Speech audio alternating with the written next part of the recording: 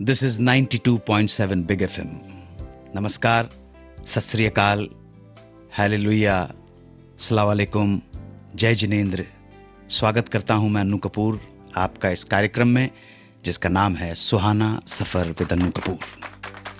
आज जो किस्से आपके लिए लाया हूं, सबसे पहले उन पर एक नज़र। कैसे मिला बी सुभाष को पहली फिल्म डायरेक्ट करने का अवसर। दूसरी कहानी, तपस्या जैसी हिट फिल्म बनाने के बाद डायरेक्टर अनिल गांगुली ने फिर कभी एक एक्टर के साथ काम क्यों नहीं किया। वो कौन सा था एक्टर। और हमेशा की तरह हमारे रेगुलर सेगमेंट्स, तुमने पुकारा और हम चले आए, दिल ने फिर याद किया, जहां आज हम याद करेंगे मशहूर अदाकारा शकीला को। फिर रीमेड इन इंडिया में चर्चा एक विदेशी फिल्म की जिसका टाइटल है डेथ एंड द मेडन। और फिर खुलासा कि इसको कॉपी करके कौन सी हिंदी फिल्म बनाई गई। और अंत में गाजियाबाद की हमारी श्रोता सावित्री गुप्ता का प्रश्न। तो आइए आगे बढ़ाते हैं आज के सफर को। बात उन दिनों की है जब बी सुभाष, जिनका पूरा नाम सुभाष बब्बर, प्रोड्यूसर डायरेक्टर वीरेंद्र सिन्हा को असिस्ट किया करते थे। वीरेंद्र सिन्हा 1971 में आई फिल्म गंगा तेरा पानी अमृत के बाद फिल्म बुनियाद बनाने के लिए तैयार थे। इस फिल्म में वीरेंद्र सिन्हा पिछली फिल्म की तरह शत्रुघ्न सिन्हा के साथ प्राण को कास्ट करना चाहते थे, मगर इस बार प्राण ने वीरेंद्र सिन्हा के साथ काम करने में कोई दिलचस्पी नहीं दिखाई। वीरेंद्र सिन्हा की ख्वाहिश को देखते हुए उनके असिस्टेंट सुभाष बब्बर उर्फ बी सुभाष ने वीरेंद्र सिन्हा से कहा कि अगर आप कहें तो मैं जाकर बात करूं प्राण साहब से। वीरेंद्र सिन्हा को उम्मीद कम ही थी, मगर फिर भी बी सुभाष के कहने पर उन्होंने चुटकी लेते हुए कहा, करके देख लो, तुम बात करके देख लो। अगर तुम प्राण साहब को रोल के लिए राजी कर लेते हो तो मेरा वादा है कि इस फिल्म को मैं नहीं तुम डायरेक्ट करोगे। यह ऑफर सुनकर बी सुभाष की आंखों में चमक आ गई। सुनहरा मौका, एक नया करियर दस्तक देने को तैयार था।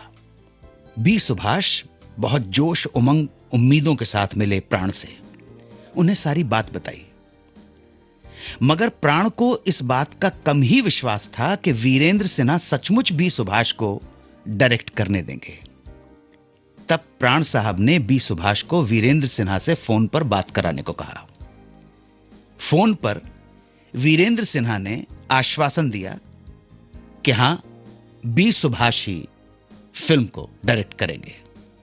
तब जाकर प्राण साहब ने इस फिल्म के लिए हामी भर दी और इस तरह बी सुभाष को मिला लाइफ का break as an independent director. लेकिन कुछ वेबसाइट्स पर अभी भी बुनियाद फिल्म के डायरेक्शन में वीरेंद्र सिन्हा का नाम आता है और कुछ साइट्स पर बी सुभाष का। लेकिन फिल्म के क्रेडिट्स में जब हमने गौर से देखा तो it is definitely directed by B Subhash. B Subhash ji अगर सुन रहे हो तो ये हमने क्रॉस चेक किया है। अगर आपको या हमारे सुनने वालों को कोई संशय हो तो कृपया हमसे जरूर संपर्क करें। Buniyaad was directed by mister B Subhash. Anil Ganguly ने जब फिल्म तपस्या के लिए परीक्षित साहनी को कास्ट किया तब उनका करियर कुछ उरूज पर नहीं था। इस फिल्म के बाद अनिल गांगुली परीक्षित साहनी को एक बार फिर फिल्म खानदान में एक छोटा मगर इंपॉर्टेंट रोल देना चाहते थे। अनिल गांगुली ने फोन पर परीक्षित साहनी को इस रोल की जानकारी दी, पूछा कि करोगे। परीक्षित साहनी ने कहा रोल पसंद है और दादा अनिल गांगुली जिस दिन उन्हें सेट पर आने को कहेंगे वो पहुंच जाएंगे। मगर शूटिंग से 2 दिन पहले प्रोड्यूसर ने अनिल गांगुली को बताया कि परीक्षित साहनी ने ड्रेस डिजाइनर को फोन किया है और कहा ये ड्रेस बनाए नहीं हमारे लिए। क्यों नहीं बनाए? इसलिए कि वो रोल करने में ही इंटरेस्टेड नहीं है। अनिल गांगुली को जब ये बात पता चली तो वो बहुत अचंभे में आ गए। उन्हें समझ आ गया कि परीक्षित उनके साथ कोई गेम खेल रहे हैं। बहुत जद्दोजहद के बाद अनिल गांगुली ने निर्णय ले लिया कि वो अब परीक्षित साहनी से इस बारे में कोई बात नहीं करेंगे। उन्होंने उसी रात सेम रोल का ऑफर राकेश रोशन को दे डाला, जिसे राकेश रोशन ने खुशी खुशी स्वीकार कर लिया। अनिल गांगुली ने न सिर्फ ये रोल राकेश रोशन को दिया, बल्कि रोल की लेंथ भी बढ़ा दी। मगर उस दिन के बाद अनिल गांगुली ने फिर कभी परीक्षित साहनी के साथ काम नहीं किया। हेलो, नमस्कार, अन्नू कपूर निवेदन कर रहा हूँ। कौन साहब बोल रहे हैं? मैं कुलदीप जोशी बोल रहा हूँ सर। नमस्कार जी कुलदीप जी, कहाँ से बोल रहे हैं? मैं गुजरात से बोल रहा हूँ, गुजरात भावनगर से बोल रहा हूँ। अरे वाह, भावनगर, क्या बात है। सुरेंद्र नगर भावनगर ना। या स्वागत है आपका 92.7 बिग एफएम पे जी। मैं बहुत शुक्रगुजार हूँ 92.7 एफएम का आपके साथ बात करने को मिलता है। Thank you Kuldeep ji, thank you so much, बहुत बहुत धन्यवाद। आप प्रोग्राम सुनते हैं, आप जैसे लोगों की वजह से ये प्रोग्राम सफल है जी। और बोलिए, घर में कौन कौन है? घर में मेरा भाई है एक जी, मदर फादर है। अच्छा, विवाह नहीं हुआ अभी तक आपका? नहीं, अभी नहीं हुआ सर। कब तक उम्मीद है? बस अभी 1-2 साल में कर देंगे। अभी तो स्टार्ट करना है, मुंबई आना है अच्छा के लिए। अभी मैं सिंगर हूँ। आप? अच्छा, अरे वाह वाह, आप सिंगर हैं। ये तो बहुत ही अच्छी बात है। किस तरह के गीत गाने आपको अच्छे लगते हैं आज? ट्रेंडी के, पुराने के, क्लासिकल के, गजल के, सूफी, क्या किस तरह का? मैं सर अभी तो ऑल टाइप सॉन्ग गाता हूँ, लेकिन मेरे को गजल और गुजराती सॉन्ग और हिंदी में क्या है कि हिंदी में प्रॉपर का मेडली है, और वो जो सॉन्ग होते हैं ना क्लासिकल टाइप, वो मुझे अच्छे लगते हैं। अच्छा, तो आप एक दो लाइनें गुनगुनाना चाहेंगे हमारे लिए? हाँ, गुनगुनाऊंगा। पहले मैं गुजराती कोई गाना आपको सुनाता हूँ। बिल्कुल, 2 लाइनें सुनाइए गुजराती की, अच्छी मीठी मधुर मेलोडियस जी। मारी आंखें कंकुना सूरज आसना, मारी वेल शनिगारो विरा सगने संकोरो अजवाना पहरी ने उबा श्वास मारी आंखें कंकुना सूरज मारी आंखें कंकुना सूरज आसमां। ये वाह वाह, बहुत अच्छा, बहुत मधुर आवाज है आपकी, बहुत ही अच्छा। Thank you sir. और एक को 2 लाइन सुना दीजिए आप, हिंदी की कोई। और हिंदी जी। अभी मुझ में कहीं बाकी थोड़ी सी है जिंदगी, जगी धड़कन नहीं जाना जिंदा है तो। वाह वाह कुलदीप जोशी साहब, बहुत सुरीला गाते हैं। और अगर आप बॉम्बे आते हैं, मुंबई नगरी में आते हैं, माया नगरी है, इसने बड़े बड़े लोगों को शरण दी है इस नगरी ने। और आपकी सुरीली आवाज को सही पहचान मिले, सही प्लेटफॉर्म मिले, आप तरक्की करें, आपका बहुत नाम हो, आप बहुत बड़े स्टार बने, यही हमारी प्रार्थना है, यही हमारी शुभकामनाएं हैं। थैंक यू जोशी साहब, thank you so much, thank you so much, thank you. दिल ने फिर याद किया, आज दिल याद करेगा गुज़रे ज़माने की मशहूर अदाकारा शकीला को। 50 के दशक की हीरोइन शकीला का जन्म एक अफगानी शाही खानदान में 1 जनवरी 1936 को हुआ था। पैदाइश के वक्त नाम रखा गया बादशाह जहां। शकीला कोई 4 साल की रही होंगी जब खानदानी डिस्प्यूट झगड़े में उनकी मां की मौत के बाद उनके वालिद पूरे परिवार को लेकर चले आए बॉम्बे। दुर्भाग्यवश पिता का निधन भी जल्दी ही हो गया, जिसके बाद फूफी बुआ फिरोजा बेगम ने उन्हें और उनकी दोनों बहनों को पाला पोसा बड़ा किया। तीनों बहनों में सबसे बड़ी शकीला से छोटी बहन नूरजहां भी एक्ट्रेस थीं, जिन्होंने प्रसिद्ध अभिनेता जॉनी वॉकर से शादी की। सबसे छोटी बहन थीं नसरीन। शकीला की पढ़ाई लिखाई घर पर ही हुई। AR कारदार से फैमिली टर्म्स होने के कारण 14 साल की उम्र में शकीला को 1950 में आई फिल्म दास्तान में एक रोल मिल गया। दास्तान के बाद शकीला ने गुमाश्ता, खूबसूरत, सलोनी, आगोश, झांसी की रानी में एज ए चाइल्ड आर्टिस्ट काम किया। 1953 में आई फिल्म मदमस्त से वो पहली बार हीरोइन बनी। उनके हीरो थे AN अंसारी। इसी साल शकीला की राजमहल और शहंशाह भी रिलीज हुई, मगर शकीला को असली पहचान, रिकग्निशन मिली 1954 में आई सुपर हिट फिल्म जिसका टाइटल है आर पार। इस फिल्म में शकीला के साथ शामा भी थी।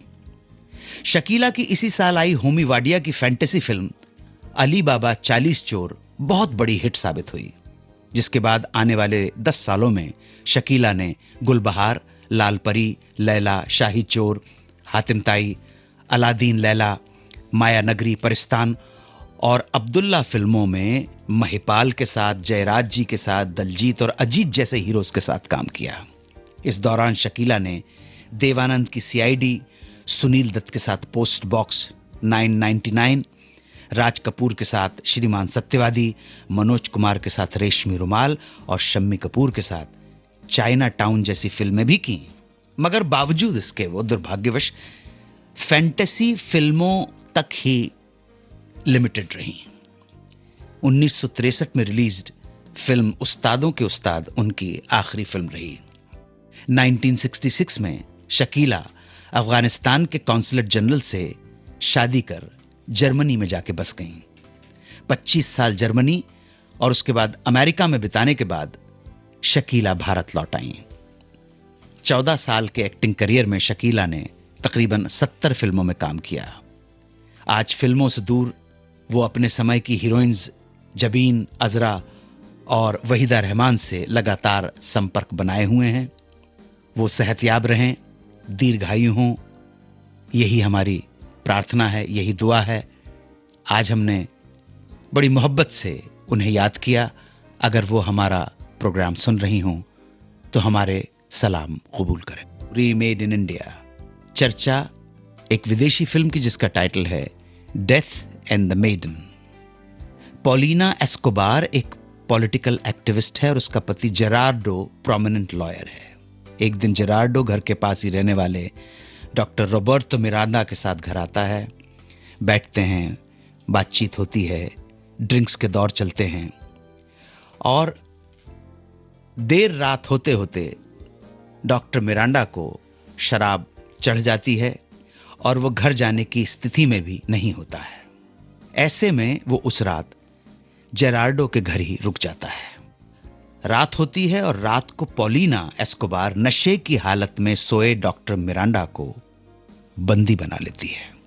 पति जब पूछता है कारण, तो पॉलिना बताती है कि ये वही है जिसने सालों पहले उसे टॉर्चर करने के साथ साथ रेप भी किया था। जब वो पॉलिटिकल प्रिजनर थी, उसे आंखों पर पट्टी बांध कर रखा गया था।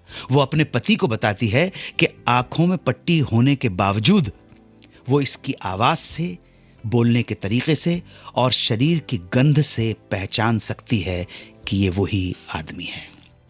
डॉक्टर मिरांडा को जब होश आता है तो पॉलिना उससे कहती है कि या तो वो अपना जुर्म कबूल करे, नहीं तो पॉलिना उसका मर्डर कर देगी। डॉक्टर मिरांडा कैद से भागने की कोशिश करता है मगर नाकाम रहता है और अंत में अपना गुनाह कबूल कर लेता है। एरियल डॉफमैन के नॉवेल पर आधारित इस फिल्म को डायरेक्ट किया था रोमन पोलांस्की ने।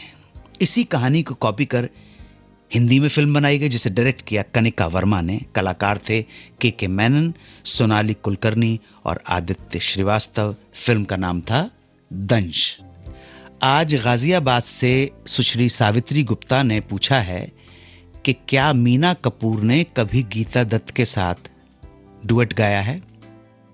तो सावित्री जी, इन दोनों ने 1950 से 1951 के बीच हमारी जानकारी के हिसाब से 5 गाने गाए हैं।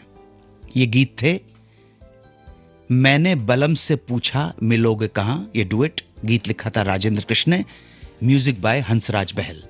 फिल्म थी आधी रात। सेकंड गाना आई मिलन की रात करो मीठी मीठी बात, written by Aziz Kashmiri, music by Sardul Kwatra. Film थी जलते दीप। फिल्म घायल में इन्होंने ज्ञान दत्त के म्यूजिक में भी 2 डुएट गाए। मनोहर खन्ना का लिखा गीत तेरा किसी पे आए दिल, और दीपक का लिखा दैया ओ दैया और रानी मैनावती। फिर फिल्म हलचल से गीत के बोल मिले दिल आंख शर्माई। ये गीत रिकॉर्ड में रिलीज नहीं हुआ। अगर आप में से किसी और के पास इस मुतालिक कुछ जानकारी हो तो बराए मेहरबानी हमारे साथ जरूर शेयर करें। उम्मीद है हमारे जवाब से आप मुतमईन होंगी। चलने का वक्त हो गया है, फिर आपसे मुलाकात होगी। दुआओं में याद रखिएगा। मेरे प्रणाम स्वीकार करें। जय हिंद, वंदे मातरम।